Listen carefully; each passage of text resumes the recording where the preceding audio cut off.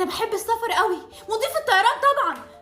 ثانيه واحده، ما انا ممكن اشتغل مربيه اطفال بمرتب عالي واسافر بالفلوس. ذكيه.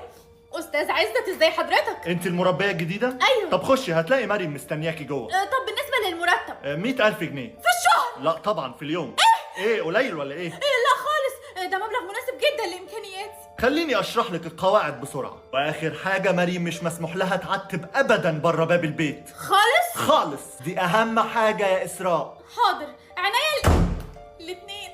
انا البندوره الحمراء مزروعه بين الخضره. خلاص كفايه طماطم بقى، يلا عشان وقت النوم جه الساعه 9. صرصورة، أنا كل يوم بحلم إن أنا عندي بابا وماما تانيين غير بابا وماما دول، وبخاف قوي. ما تخافيش يا حبيبتي.